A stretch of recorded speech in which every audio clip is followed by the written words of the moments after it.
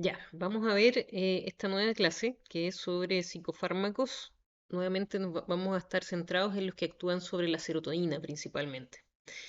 Entonces vamos a ver este grupo que según la clasificación NMN tienen su target en la serotonina y son multimodales. Vamos a ver distintos mecanismos de acción y según la clasificación antigua, son antidepresivos, son psicofármacos con ese efecto principalmente. Y esto que está acá, SPARI, SARI y SMM, son los mecanismos de acción que vamos a revisar que tienen estos medicamentos. ¿Cuáles son las preguntas que vamos a responder en esta clase?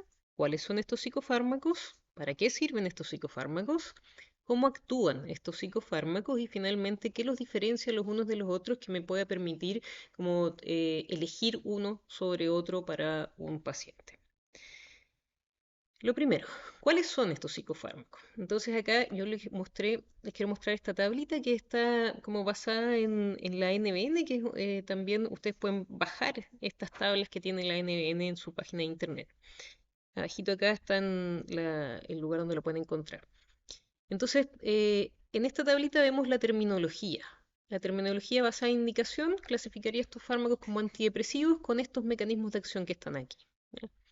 Y la terminología basada en la neurociencia clasificaría estos fármacos como target farmacológico serotonina y con estos cuatro mecanismos de acción distintos que son, por lo tanto, como son mecanismos distintos, se llaman multimodales. Entonces los podemos agrupar en la terminología como serotonina, multimodales, y lo que hace hincapié esto es que si bien puedan haber distintos mecanismos de acción, todos tienen su target principal en el efecto de la modulación del sistema serotoninérgico.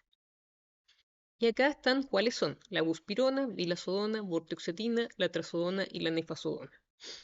Entonces, solamente la buspirona no tiene efecto antidepresivo. Por lo tanto, en la clasificación como antidepresivo de la nomenclatura más antigua, que está basada en indicación, no estaría aquí, ¿no? Porque no tiene efecto antidepresivo. ¿Cuáles son estos mecanismos de acción? El agonismo parcial del receptor 5-HT1A, que es lo que está acá, agonismo parcial serotoninérgico. Después acá son inhibidores de recaptación, agonista parcial serotoninérgico, que es esto mismo, inhibidor de recaptación del CERT y agonista parcial 5-HT1A. Después serotonina multimodal, porque inhibe la recaptación del CERT, también tiene el agonismo parcial 1A, pero además tienen un antagonismo 5-HT3 y otros mecanismos más. Y los SARI son inhibidores de recaptación y antagonistas serotoninérgicos, que es lo que está aquí, antagonista 5-HT2, agonista parcial 1A. Ahora esto parece como bien complejo, pero si uno lo visualiza pareciera ser más simple. Entonces acá les puse imágenes para que uno logre como tener como un concepto un poco más claro. Entonces si ustedes ven estas imágenes, todos tienen este mecanismo de acción que es el agonismo parcial 1A. Este pedacito está en verde, que quiere decir que tienen efectos agonistas. Y lo que está en rojo es que tienen efecto antagonista. Entonces, todos estos grupos tienen este mecanismo de acción, el agonismo parcial 1A o el agonismo 1A. En el caso de los SPARI, que son estos de acá, la vilazodona agrega la inhibición de la recaptación por el CERT. La vortioxetina, que es el multimodal, agrega a estas dos el antagonismo 5-HT3 y la trazodona y la nefazodona agregan el antagonismo 5-HT2, principalmente 5-HT2A, y no tienen una tan importante afinidad al CERT. Vamos a ver que igual tienen afinidad por el CERT, pero a dosis alta. Entonces, quizás uno pudiera poner acá también ese mecanismo. Pero finalmente tienen características comunes, como ven acá, que es todos agonismo 1A, y todos, como ustedes ven acá, de alguna manera, de distintas formas a lo que vimos antes, modulan el sistema serotoninérgico. ¿Para qué sirven estos psicofármacos? Bueno, ya sabemos que tienen efecto antidepresivo, menos la buspirona, que tiene un efecto ansiolítico principalmente, que está dado por este mecanismo del agonismo 5-HT1A. Acá, esta tablita nos indica para lo que están aprobados por la FDA y la EMA hasta el 2022. Entonces, la vilazodona, si ustedes ven rápidamente, todos están aprobados para depresión. Y a diferencia de lo que habíamos visto con los ISRS, em, no tienen más aprobaciones. Los ISRS habíamos visto que tienen un montón de aprobaciones para ansiedad, para TOC, ansiedad generalizada, TEP. Acá principalmente tienen mucha más evidencia para depresión que para las otras indicaciones. Y ojo, porque la nefazodona se retiró, principalmente por problemas de hepatotoxicidad. Entonces, finalmente nos van a quedar solamente estos tres fármacos, vilazona, trazodona y vortioxetina, que tienen efecto antidepresivo de los serotoninérgicos multimodales. ¿Para qué otras cosas sirven? O sea, nos queda súper claro que sirven para depresión, pero también sirven para otras cosas, al igual que los otros. Esto de la modulación serotoninérgica nos puede ayudar en general, también en la distimia, como distintos tipos de, no solo en el trastorno depresivo mayor, en problemas de ansiedad, en trastornos obsesivos, en insomnio, en trastornos conductuales en demencia, por ejemplo. También podrían ser útiles. ¿Cómo actúan? Entonces lo que vamos a ver acá es quizás un poco, vamos a repetir algo muy brevemente, que es la inhibición del CERT, que ya vimos por qué eso tiene un efecto antidepresivo, pero vamos a ver entonces por qué el efecto 5-HT1A sería importante. Entonces, en esta imagen es súper sencilla y bastante clara para mostrar lo que está pasando. O sea, antes de iniciar un tratamiento farmacológico, en general acá yo tengo una neurona serotoninérgica, puedo pensar que viene del RAFE, ¿no es cierto? Y va a hacer una sinapsis con una neurona cortical, por ejemplo. Y aquí lo que muestran estos rayitos son los potenciales de acción que van llegando hacia la sinapsis, o sea, al botón sináptico. Entonces, antes del tratamiento hay una liberación de serotonina normal. Acá tenemos los receptores postsinápticos. Y por este otro lado están los receptores somatodendríticos, que son autorreceptores, que son los 5-HT1A. Aquí están los colores por si acaso. Estos son los 5-HT1A del RAFE, ¿no es cierto? Y estos en azul también son 5-HT1A, pero son los postsinápticos. Entonces, estos son los presinápticos, estos son los postsinápticos que tienen respuestas diferentes a la serotonina. Entonces, ¿qué pasa cuando yo doy un medicamento que tenga estos mecanismos de acción? Entonces, yo doy este medicamento y empiezo con el tratamiento agudo, que es lo que está acá, y este medicamento lo que va a hacer es bloquear esto, que es la bomba de recaptación, y por lo tanto voy a recaptar menos y voy a tener un poco más de serotonina acá. Pero por otro lado, también sube la serotonina en el RAFE, ¿no es cierto? Y donde más sube, si ustedes ven en este esquema, es en los núcleos del RAFE. Ahora, la causa de esto, ¿por qué aumenta tanto más en los núcleos del RAFE, más que en las zonas donde hace sinapsis a lo lejos? No se sabe con certeza, pero se sabe que aquí es donde más aumenta. Y este aumento en los núcleos del RAFE genera un cambio que es muy importante para el mecanismo de acción. El cambio es que al haber más serotonina acá, los receptores se empiezan a desensibilizar por regulación a la baja, ¿no es cierto? Entonces empiezan a disminuir en número. Y esto es sumamente importante para este mecanismo de acción porque en la medida que van disminuyendo el número, tenemos menos efecto 5-HT1A en la neurona. El efecto 5-HT1A en la neurona es inhibitorio. ¿Ya? Finalmente lo que hace es hiperpolarizarla. Entonces, como es inhibitorio y yo los desensibilizo, tengo una neurona que ya no va a tener ese efecto inhibitorio y por lo tanto va a poder descargar con más facilidad. Y esto es lo que sale aquí con estos rayitos, que en el fondo esta desensibilización de los receptores 5-HT1A somatodendríticos permite una desinhibición serotoninérgica y que la neurona descargue con más facilidad. Por lo tanto, este mecanismo permite descargar más, el mecanismo 5-HT1A permite descargar más y sumado al antagonismo de los receptores de los transportadores, libero más. O sea, descargo más y no recapto, por lo tanto, la cantidad, el alza que yo podría esperar en los niveles de serotonina en la sinapsis es mayor. Ahora, ¿por qué el agonismo parcial 1A o el agonismo 1A hace lo mismo que haría la serotonina, ¿no es cierto?, en esta parte. Entonces, cuando yo doy el medicamento, em, el agonismo en estos receptores también va generando la desensibilización de los receptores. Entonces, con el agonismo yo puedo tener este efecto más rápido. Lo estoy estimulando con el agonismo 1A para que se desensibilicen y llegar rápidamente acá. Y lo que les explicaba antes es que también por efecto de bloqueo del CERT yo podría tener más serotonina. Pero entonces aquí sumo dos cosas. Yo tengo más serotonina aquí por bloqueo del CERT, pero además tengo un agonismo en estos receptores, o sea, lo estoy estimulando mucho más de lo habitual con el agonismo 1A y con el aumento de los niveles de serotonina. Por lo tanto, la desensibilización se espera que sea más rápida en teoría. Y por lo tanto, esto se pensó en teoría que podía generar un mecanismo antidepresivo más rápido, pero no fue tan así.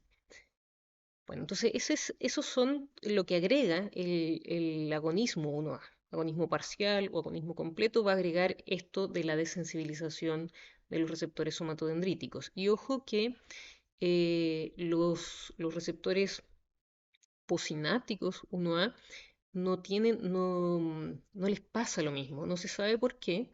eh, Pueden ser por distintas cosas que son complejas de explicar, pero estos no se desensibilizarían, estos solamente se desensibilizarían y eso haría que igual hubiera una acción 1A en la corteza, por ejemplo, o en las zonas que se fueran a inervar estas neuronas.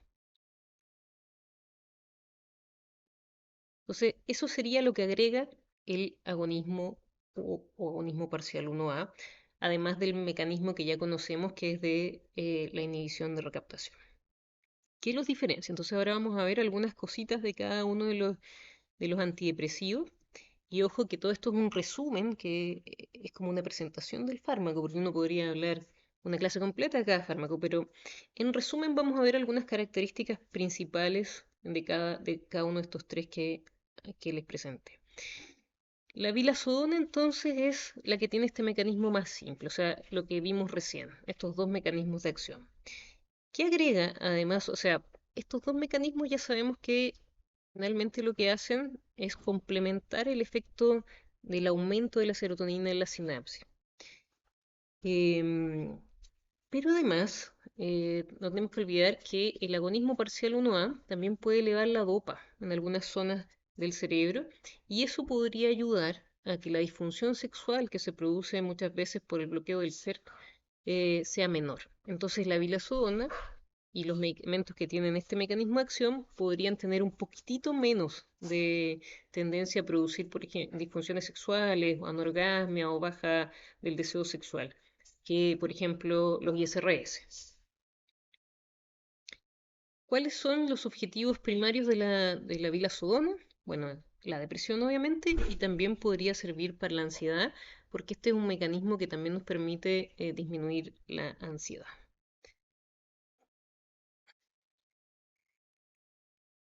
¿Y en qué casos serían recomendables entonces? Bueno, obviamente, lógicamente lo que vimos antes en depresión, comúnmente usada también en ansiedad y trastorno obsesivo compulsivo, y también uno la podría ocupar como combinando un ISRS, por ejemplo, más vilazodona para agregar este mecanismo de acción. Y como les decía antes, menor disfunción sexual por efecto 5-HT1A y también esto tiene menor posibilidad de alza de peso.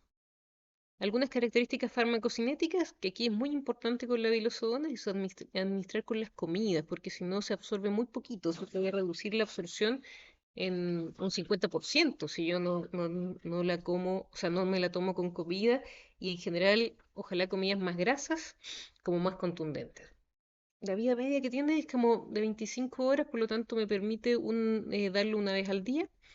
Es metabolizada por el CYP3A4, por lo tanto también tengo que tener ojo si agrego un inhibidor o inductor enzimático. Y en general, en particular hay que titularla lento porque este mecanismo, el 1A, pareciera producir como más rapidez de los efectos adversos serotoninérgicos, como esto de las náuseas, los gastrointestinales sobre todo. Así que uno va lento, por ejemplo, en la primera semana 10, la segunda semana 20, la tercera semana al target de 40. Entonces es más lento.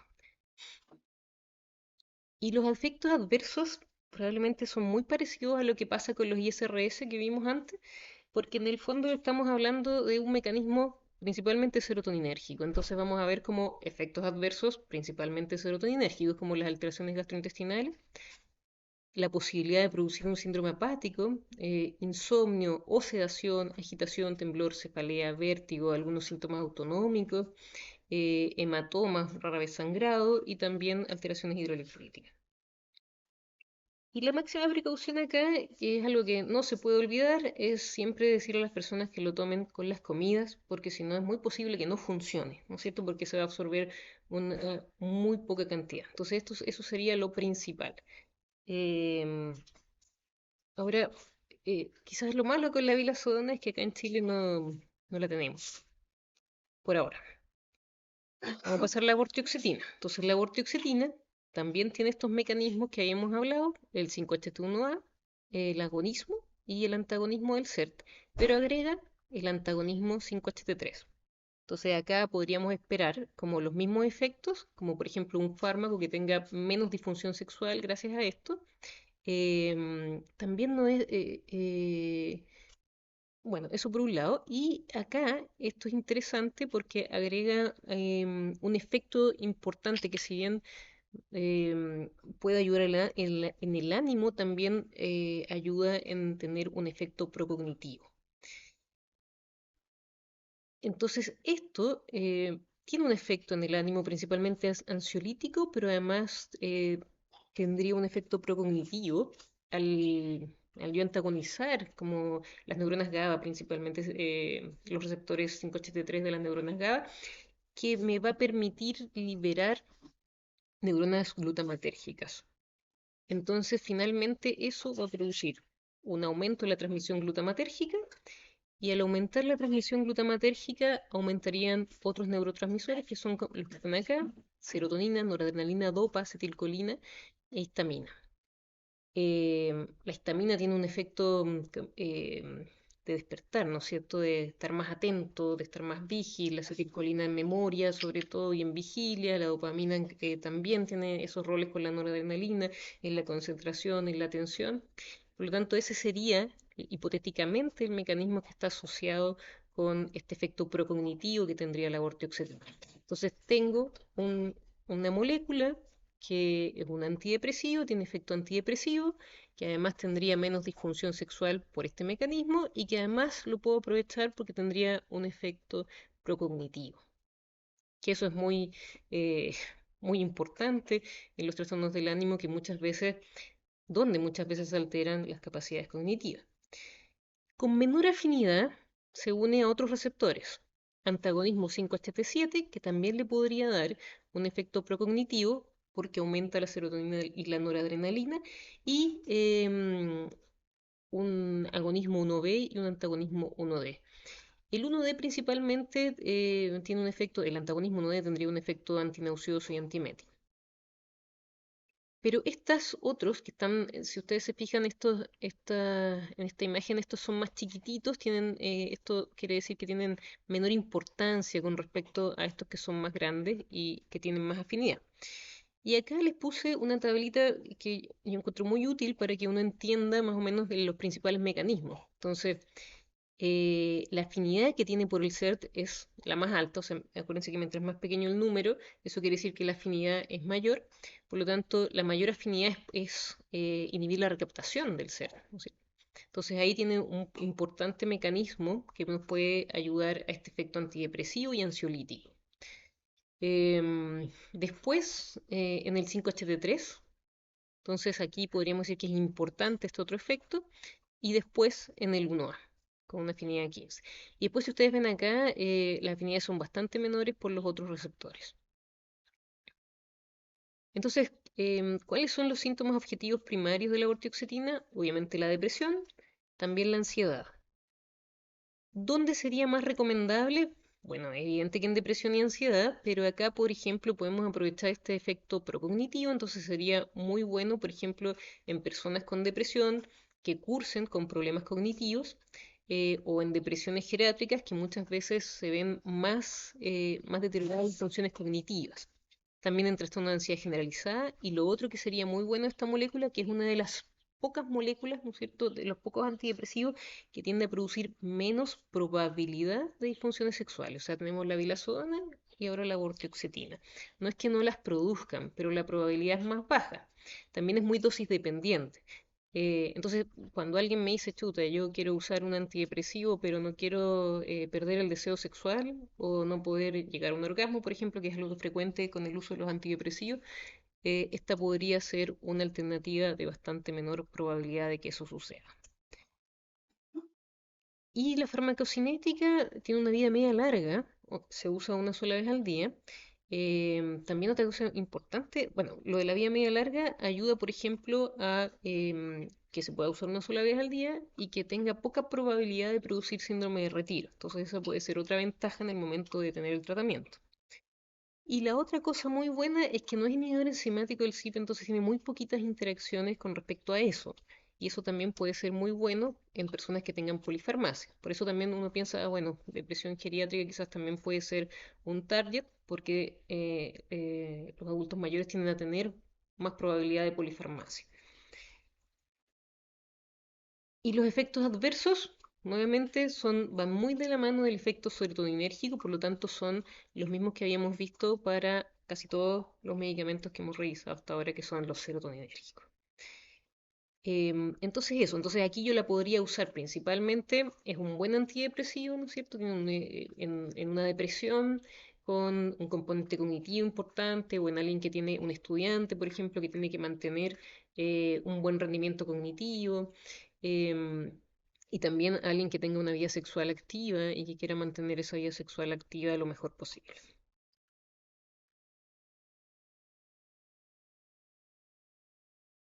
Esta es una tablita del Matley que resume un poquito la vortioxetina.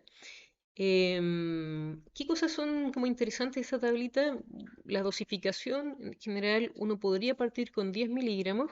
Había cierta tendencia a partir con 5, porque en particular lo de las náuseas puede ser un efecto adverso bastante común, que puede llegar al vómito, por lo tanto, con titulación lenta, como partir con 5, esperar una semana y llegar a 10, puede ayudar a disminuir esa posibilidad, esa posible reacción adversa. Y la dosis máxima es 20. Entonces, esos serían mis rangos. Bueno, aquí es más o menos lo que les mencioné. Es metabolizada por el CYP2D6, pero no interactúa, o sea, no es un inhibidor ni un inductor enzimático, así que eso es muy bueno en el momento de la polifarmacia. Y los efectos adversos, esto era otra cosa muy buena de esta molécula de la vortioxetina, porque tiene pocos, o sea, es poco probable, si bien uno dice ya tiene todos los efectos adversos serotoninérgicos, pero en general tiende a ser una de las moléculas que es mejor tolerada. Si ustedes ven acá como los efectos adversos que son más peligrosos, por ejemplo, los anticolinérgicos no tienen un potencial sedante ni tampoco de producir como insomnio y agitación, si bien puede suceder, pero no es común. No tiene un mecanismo tan categórico, ¿no es cierto?, para producir hipotensión. Entonces, es raro que suceda. Esto sería lo principal. Las principales molestias son las gastrointestinales que, titulando lento, se pueden disminuir en su probabilidad y como les decía, también este sería otra fortaleza que tiene menos probabilidad que una gran cantidad de antidepresivos de producir disfunción sexual. No produciría, o la probabilidad de alza de peso es muy poquita. Eh, Eso. Y por último, esta última molécula que es la trazodona, que nuevamente tenemos este mecanismo 5-HT1A, por lo tanto, de nuevo, aquí lo asocio con poca probabilidad de disfunción sexual. Y este otro mecanismo que era el 5-HT2, principalmente es un antagonismo 5-HT2A, también tiene un antagonismo B y C, pero con menor afinidad. Y aquí vamos a ir agregando otras cosas. O sea, lo que le daría principalmente su eficacia como un medicamento que puede servir para el tratamiento de la depresión son principalmente estos dos mecanismos. Y habría un tercero que es el antagonismo CERT, pero con menos afinidad. Y de hecho, tiene más afinidad por el 1D y estos que están acá, que en la imagen salieron primero, que por el CERT. Entonces, su principal mecanismo son bueno, finalmente estos tres, ¿no es cierto? Porque son buenos mecanismos antidepresivos. Pero en dosis bajas uno esperaría que esta molécula se uniera a los receptores que tienen más afinidad, el 1A y el 2A. Y después al H1, alfa 1, alfa 2, 1D, que es donde tiene más afinidad, y a dosis más altas yo lograría reclutar otros receptores como el CERT para producir efecto de antagonismo. Y menos afín aún a los 5HT7, que sería como el que tiene menor afinidad. Y hay otros más que yo no encontré que valiera la pena colocar. Esto lo vamos a ver después. Esta tablita, o sea, este esquema de acá es muy interesante porque queda súper claro las afinidades y el porqué de las dosificaciones. Entonces aquí están las constantes que nos hablan de la afinidad. Mientras más bajita sea el número, es más afín, ¿no es cierto? Entonces, em, a este receptor, el 5HT2A, la trazona sería eh, el receptor que tiene más afinidad. Y este efecto 5HT2A tiene, ¿no es cierto?, un potencial de estabilizar el ánimo y antidepresivo, de por sí. Después tiene afinidad a otros receptores, a los alfa 1, a los alfa 2, a los alfa 1A, 1, o sea, 1A, 1B, a los 1D, a los 2B, em, a los 1A, que habíamos dicho estos son los principales mecanismos, entonces a esos a dosis bajas generalmente. Y vemos que por acá, bastante más lejos, está la afinidad del CERT, que si ustedes ven acá es súper poco afín al CERT. Y después al 5HT2C, ya que son como, están marcados los que son más principales. Ahora, ¿por qué son más principales? Vamos a ver por qué. Entonces, ¿qué pasa cuando la trazodona se une al 2A, al H1 o al alfa? En general tiene el potencial, sobre todo, de producir sueño. Y por eso que la trazodona es un mecanismo, o sea, es un fármaco que se puede usar para el insomnio primario o el insomnio secundario, y a dosis bajas, como dice acá, entre 25 y 150 miligramos, va a tener un buen efecto hipnótico. ¿Por qué? Porque se une a los H1, que tienen un fuerte potencial para producir sedación, a los alfa, que también podría, alfa 1A y 1B, que también podrían producir sedación, pero ojo que también esto podría producir mareos e hipotensión, y a los 2A, que también podría ser un mecanismo que produjera sedación. Em, por lo tanto, eso es el por qué al principio este medicamento podría ser más sedante y un poco más ansiolítico, que es lo que le confiere este mecanismo 5HT1A. Entonces, con dosis bajita yo podría tener esos efectos.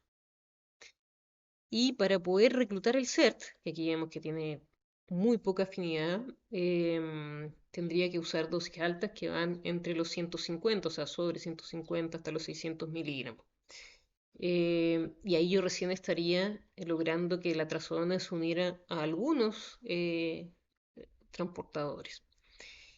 Y todavía más lejos está el 5HT2C, que tiene menos afinidad. em, y bueno, y hay un montón de otros acá, los que tienen menos afinidad. Entonces, me sirve aquí uno dice que la trazona puede ser un fármaco como doble, se comportaría como dos fármacos, a dosis bajas se comporta como un medicamento, o sea, un fármaco que puede ayudar en el insomnio y que no tiene efecto antidepresivo a dosis bajas.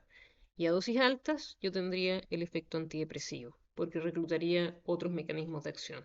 Entonces eso es súper importante saberlo. O sea, si yo le doy 25 o 100 miligramos de trazodona a alguien, no tengo que esperar un efecto antidepresivo. Sería rarísimo que apareciera un efecto antidepresivo. Entonces, si yo quiero usar la trazodona en depresión, tengo que saber que mi dosis objetivo mínima son 150 para poder tener algún efecto o alguna eficacia en depresión. Ya, eso es muy, muy importante. El 5HT2C que está acá y que también lo puse acá, no lo hemos hablado antes, pero al antagonizar el 5HT2C yo puedo aumentar la liberación de noradrenalina y dopa.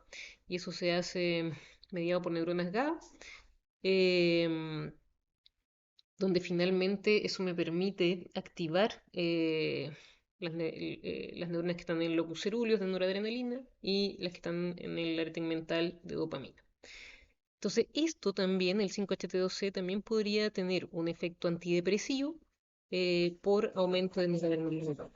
Pero ojo que esto es con poca afinidad, entonces con dosis bastante altas yo podría reclutar ese otro mecanismo antidepresivo. Mm, y ya viendo como las particularidades, entonces tengo un medicamento que me sirve, que me sirve para personas con depresión, para personas con ansiedad y sobre todo no olvidar para el insomnio. ¿Dónde sería recomendable? En muchas ocasiones se usa para el insomnio primario o secundario, sobre todo si hay un insomnio, por ejemplo, secundario a alguna enfermedad mental, ahí también me puede servir. Para depresiones que cursen con ansiedad, porque, claro, los mecanismos serotoninérgicos andan bien en la ansiedad y ya hemos revisado un poco eso, y obviamente para depresiones que cursen con insomnio.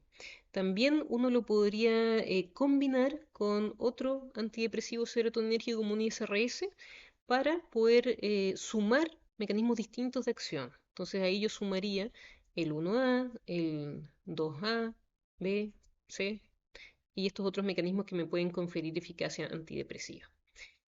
Acuérdense que nunca, o sea, no es tan recomendable, no es recomendable en realidad combinar dos antidepresivos que tengan el mismo mecanismo de acción, pero sí es recomendable combinar antidepresivos que tengan distintos mecanismos de acción.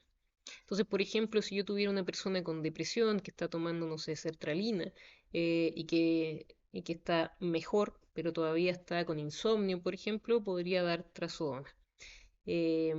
Podría dar trazodona en dosis hipnóticas o en dosis antidepresivas si todavía hay síntomas residuales de depresión.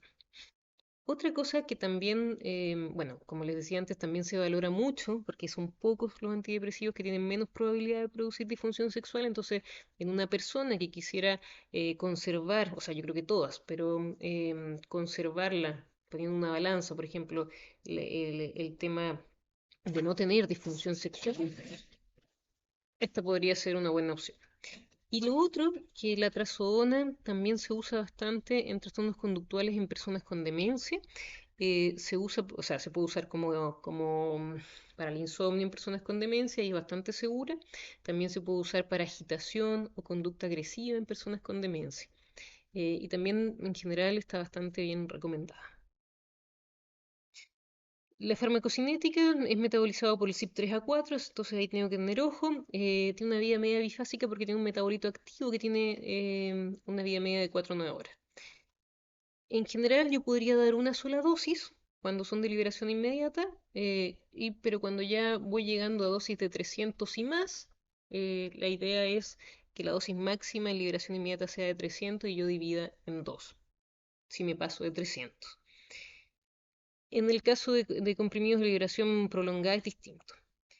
Y nuevamente acá tenemos, como tenemos otros mecanismos de acción, vamos a tener efectos adversos un poquito distintos. O sea, voy a tener los serotoninérgicos que ya hemos mencionado, como náuseas y vómitos, pero también se agregan visión borrosa, constipación, boca seca, la posibilidad de edema, la posibilidad de mareo, sedación, de fatiga, obviamente.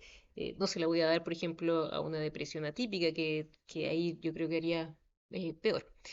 La posibilidad de cefalea, incoordinación, temblor, hipotensión y síncome principalmente porque tiene un fuerte afinidad alfa 1, entonces ahí hay que tener harto cuidado, y posibilidad de bradicardia.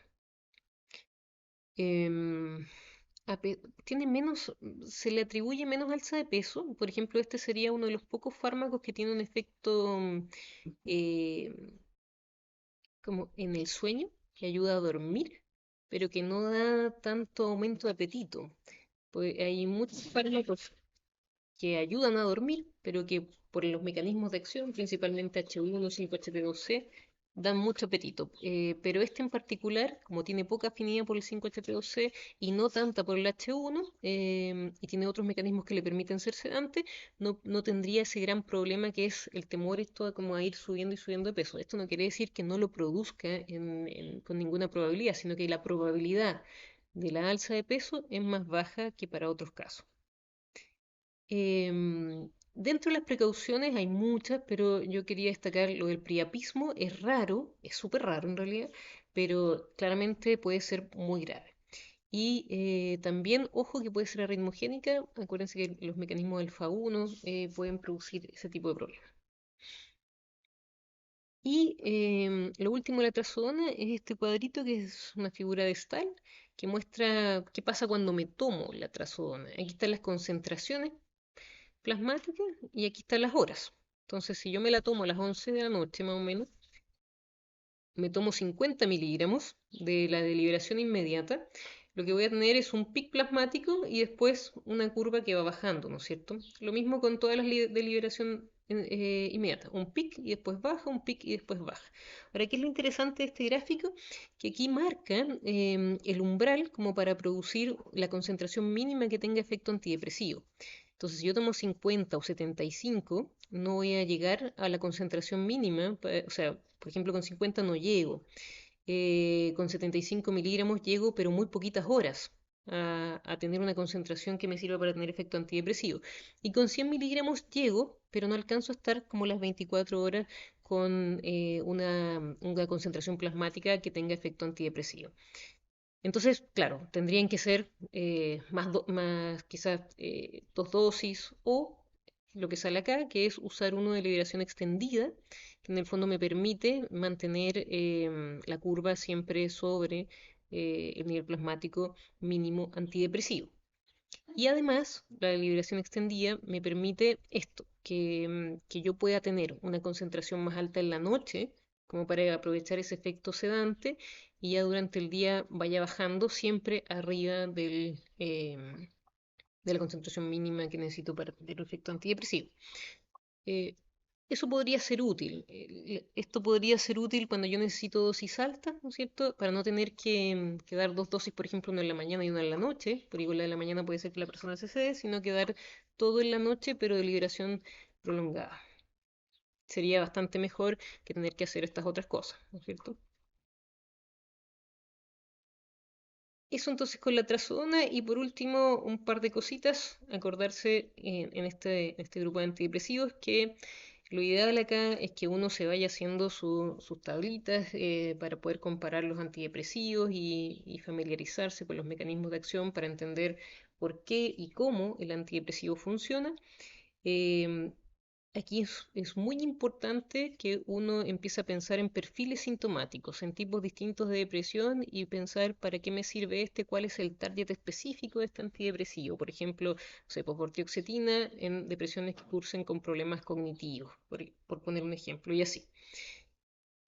Lo otro que les recomiendo, como esto es solo una mirada general, es que revisen los prospectos de la FDA o de la EMA, que son súper completos con respecto como a todas las características farmacológicas y obviamente también los libros guías, que principalmente esta información está sacada de la guía de prescripción de Stahl, que es súper completa, es muy clarita, y de esta guía de prescripción del Matzli, que además agrega es distinta a la guía de prescripción de Stahl. El Matzli agrega como la terapéutica, el uso de estos medicamentos en distintos trastornos. Y si quieren como recoger información más profunda, les recomiendo estos dos libros que son el de neuropsicofarmacoterapia de Rieder del 2022 y es el libro más grande de Stahl que va explicando ahí los mecanismos de acción.